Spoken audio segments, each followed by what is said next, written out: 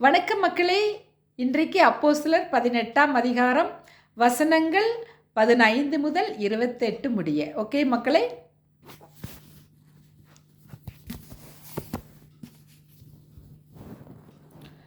இது சொற்களுக்கும் நாமங்களுக்கும் உங்கள் வேதத்துக்கும் அடுத்த தர்க்கமானபடியினாலே இப்படிப்பட்டவைகளை குறித்து விசாரணை செய்ய எனக்கு மனதில்லை.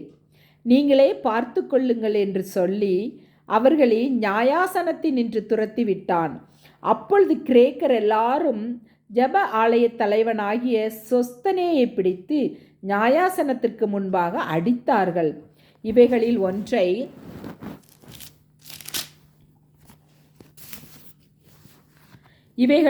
ஒன்றையும் குறித்து கல்லியோன் கவலைப்படவில்லை. பவுல் அநேக நாள் அங்கே தரித்திருந்த பின்பு சகோதரரிடத்தில் உத்தரவு பெற்றுக்கொண்டு தனக்கு ஒரு பிரார்த்தனை உண்டாயிருந்தபடியினால் கெங்கிரேயா பட்டணத்தில் தலைச்சவரம் பண்ணிக்கொண்டு சீரியா தேசத்துக்கு போக கப்பல் ஏறினான். பிரிஸ்கில்லாவும் ஆக்கில்லாவும் அவனுடனே கூட போனார்கள். அவன் எபேசு பட்டணத்திற்கு வந்தபோது அங்கே அவர்களை விட்டு நீங்கி ஜப ஆலயத்தில் பிரவேசித்து யூதருடனே சம்பாஷணை பண்ணினான்.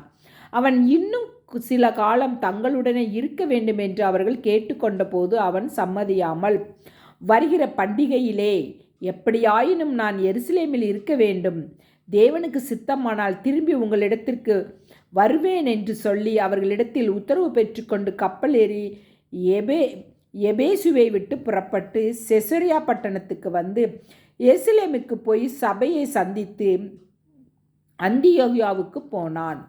அங்கே சில காலம் சஞ்சரித்த பின்பு புறப்பட்டு கிரமமாய் கலாத்தியா நாட்டிலேயும் பிரிகியா நாட்டிலேயும் சுற்றித்திருந்து சீசர் எல்லாரையும் திடப்படுத்தினான்.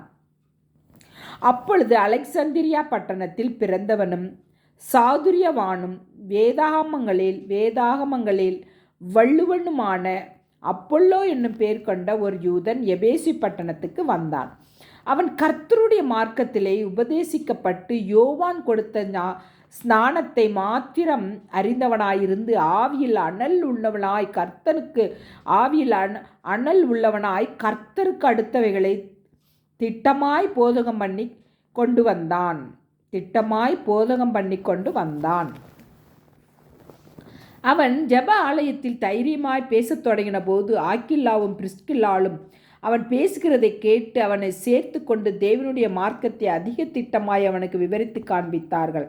பின்பு அவன் அகாயா நாட்டிற்கு போக வேண்டும் என்றிருக்கையில் சீசர்கள் அவனை ஏற்றுக்கொள்ளும்படி சகோதரர் அவர்களுக்கு எழுதினார்கள். அவன் அங்கே வந்த பின்பு வெளியரங்கமாக யூதர்களுடனே பலமாய் தர்க்கம் பண்ணி இயேசுவே கிறிஸ்து என்று வேத வாக்கியங்களை கொண்டு திருஷ்டாந்தரப்படுத்தினபடியால் கிருபையினாலே விசுவாசிகளானவர்களுக்கு மிகவும் உதவியாயிருந்தான். ஆமென். மக்களே, வீடியோ பிடிச்சிருந்தா லைக் பண்ணுங்கள், ஷேர் பண்ணுங்கள், சப்ஸ்கிரைப் பண்ணுங்கள். தேங்க்யூ.